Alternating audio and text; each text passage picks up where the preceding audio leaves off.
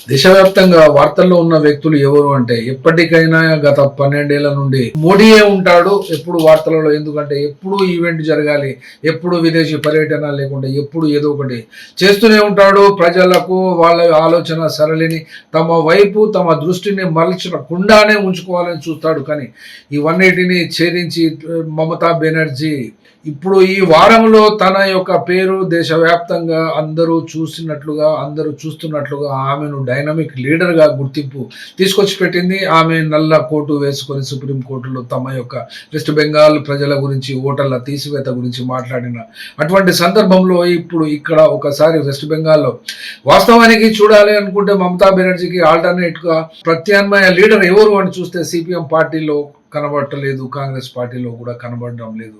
అట్లాగే బీజేపీలో కనబడ్డ ప్రధాన ప్రతిపక్షంగా బీజేపీ పార్టీ ఉన్నా కూడా అందులో ఉన్నటువంటి సువేందు అధికారి మాత్రమే కనబడుతున్నాడు.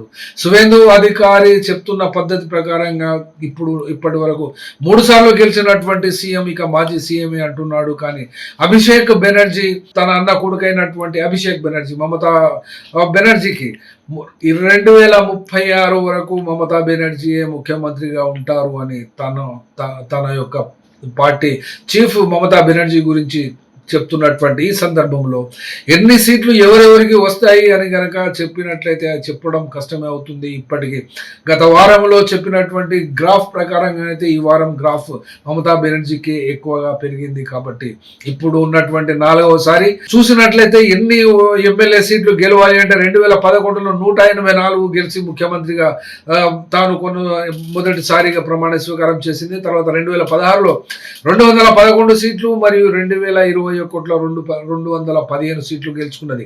కాబట్టి ఇప్పుడు ఈసారి ఎన్ని గెలుచుకుంటుంది అనబడేటువంటి అంశంలోనైతే ఇక్కడ చూస్తే బీజేపీ వెనుకంజ వేసినట్లుగానే ఉంది. కాబట్టి ఎలక్షన్ల ద్వారా అనగా EC election commission of India ద్వారా ఓటర్ల తీసివేత కార్యక్రమాన్ని చేపట్టి ఎట్టకేలకు ఓడించాలి అనుకుంటుంటే దానికి కౌంటర్గా దేశంలోనే బీజేపీ మరియు అమిత్ షాకు వ్యతిరేకంగా తాను మాత్రమే ఖచ్చితంగా వీధి పోరాటాలకు కానీ, సుప్రీం కోర్టులో న్యాయ పోరాటానికి కానీ, మరే రకమైనటువంటి పోరాటానికి కానీ చనిపోయినటువంటి 100 మందిని తీసుకొని సుప్రీం కోర్టులో ప్రవేశపెట్టడము అంటే ఇది ఎంతో ధైర్యంతో కూడుకున్నటువంటి విషయమే. కాబట్టి ప్రతిపక్ష నాయకులలో ఇంతటి సీరియస్నెస్, ఇంతటి తెగువ, ఇంతటి తెగింపు ఒక మహిళకు ఉన్నది అంటే అది ఆలోచించవలసిందే. 71 సంవత్సరాల వయసులో కూడా అంతే పద్ధతిగా, అంతే డైనమిక్ గా ఉంటుంది. కాబట్టి వెస్ట్ బెంగాల్ ప్రజలు మళ్ళీ ఒకసారి గెలిపించుకునే అవకాశం అయితే టీఎంసీకి ఉంది.